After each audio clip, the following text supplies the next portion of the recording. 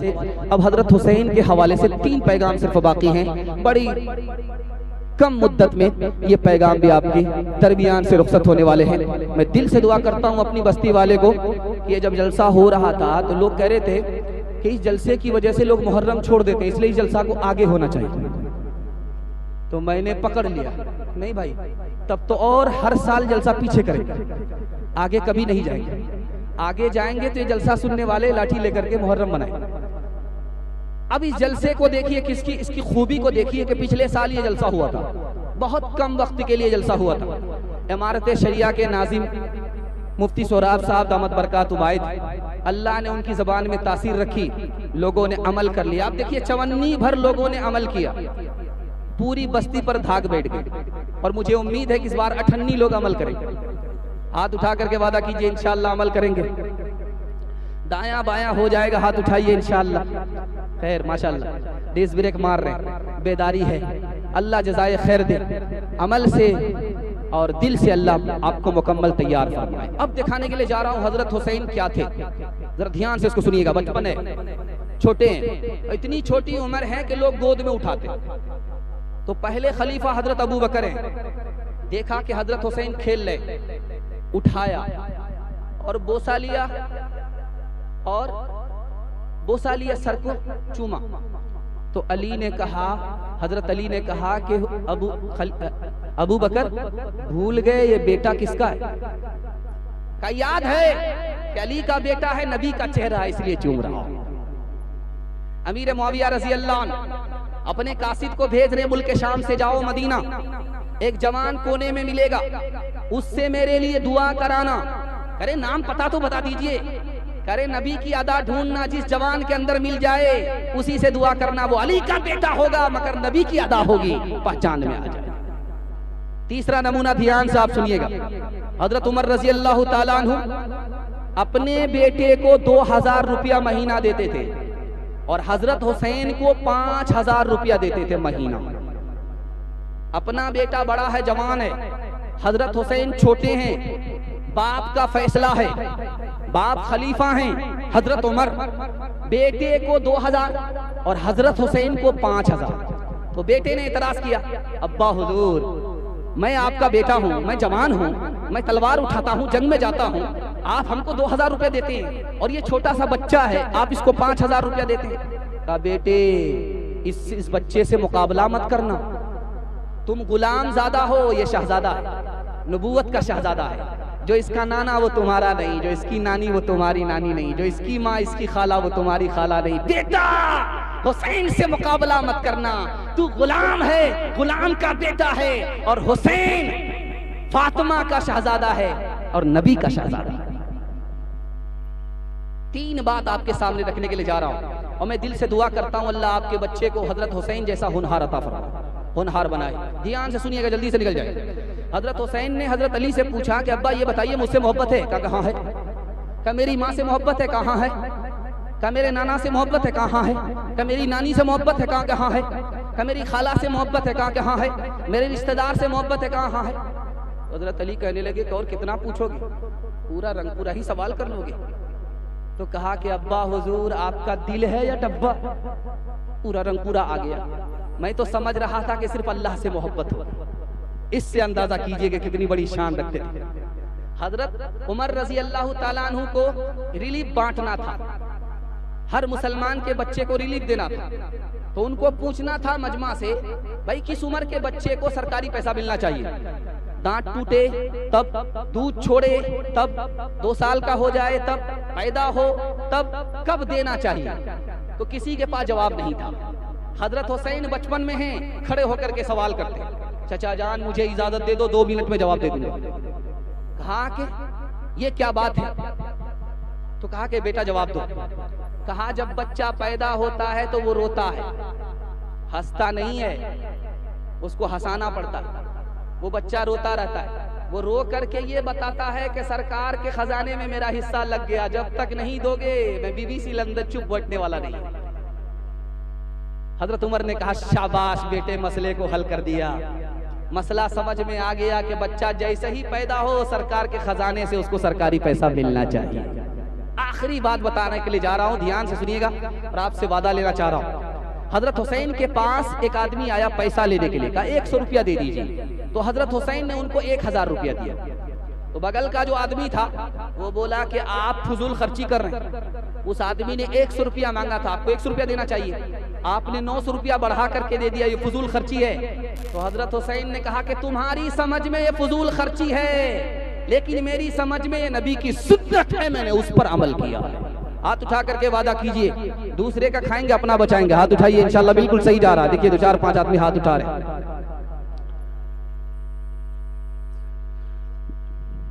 जो दहकती आग के शोलों पे सोया हुसैन, जो जवां बेटे की मैयत पे न रोया हुसैन,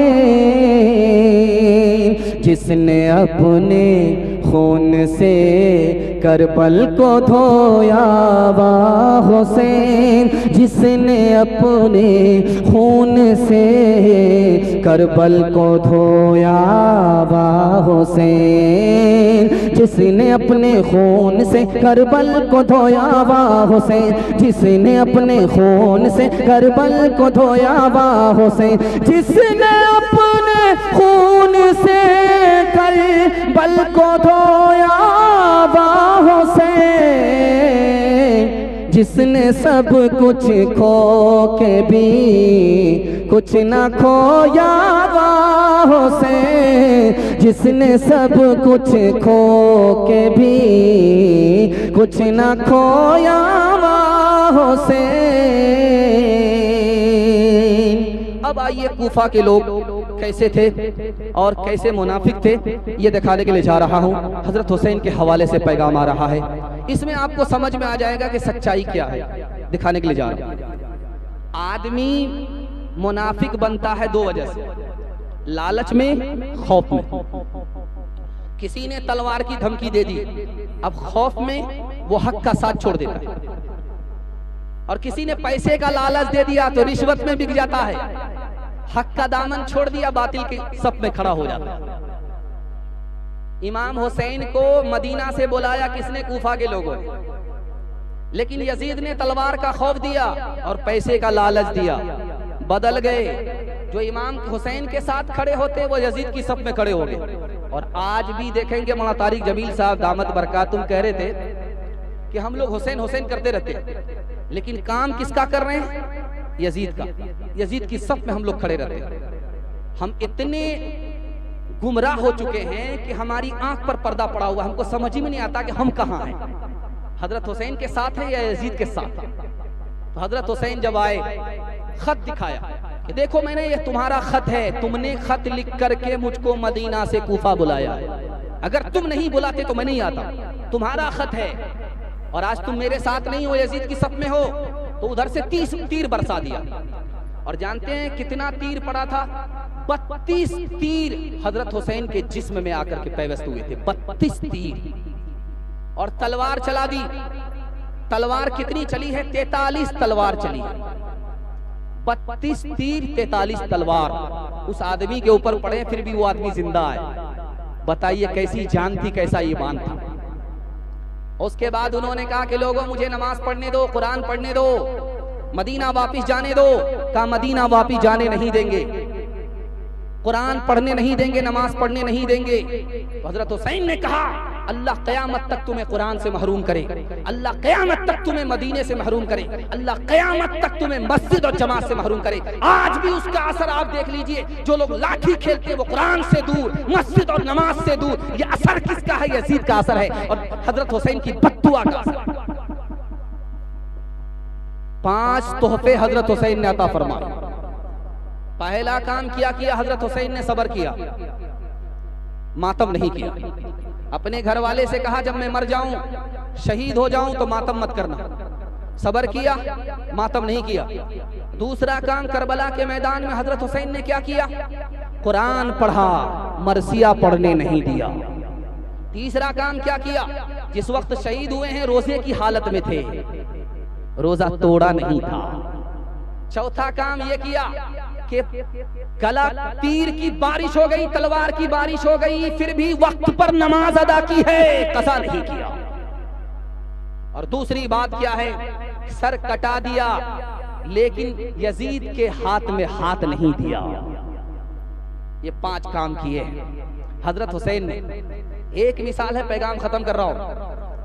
हजरत हसन को जहर दिया गया, कलेजा कट गया, इंतकाल के वक्त हजरत हुसैन आ गए, कहा देखो कान खोल करके मेरी बात सुन लो, मेरे खानदान में नबूवत और खिलाफत जमा नहीं हो सकती, मेरा तजर्बा है, तुमको कूफा के बेवकूफ निकाल करके जलील करेंगे, ऐसा कभी नहीं होने देना।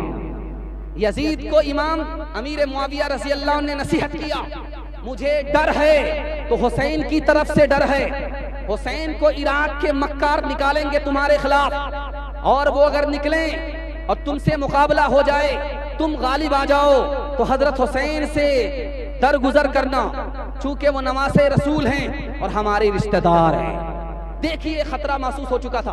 और दूसरी बात, मक्का से चला, मक्का आ रहा है, कूफा का आदमी मसला मालूम करने के लिए। क्या मसला था? मसला यह है कि नमाज की हालत में नमाज पढ़ रहा था, मच्छर ने खून चूस लिया, उसका पेट इंडिया गेट हो गया, मुझे लालच आया, गुस्सा आया, मैंने उसके मुंह पर तमाचा मारा, उसका पेट फट गया। अब वो खून मेरे कपड़े को लगा, बदन को लगा, नमाज हुई कि नहीं हुई? नमाज लौटानी पड़ेगी। कपड़ा पाक, बदन पाक या नापाक हुआ? मसला मालूम करने के लिए कहां से चला है? कूफा से चला है। कहां आया है? मक्का आया है। इब्ने उमर ने कहा कि लोगों देखो इन मक्कारों को, जिस वक्त नवासे रसूल को इन लोगों ने शहीद किया था, उस वक्त मसला मालूम नहीं किया था ये खून हलाल है या हराम है। मच्छर का खून मालूम कर रहा है, ऊपर से फीट फाट है, नीचे से मकामा घाट है। मुझे कूफा वालों मुसाफिर न समझो, मैं आया नहीं हूँ, बुलाया गया हूँ, एक मेहमान बना कर सताया गया हूँ, मैं रोया नहीं हूँ, रुलाया गया हूँ।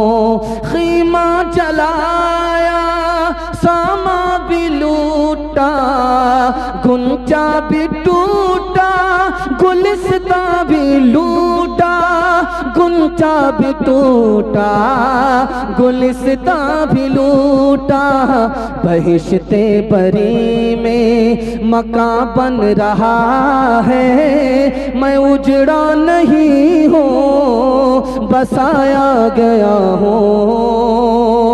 खुदा जाने कैसी है ये मेजबानी,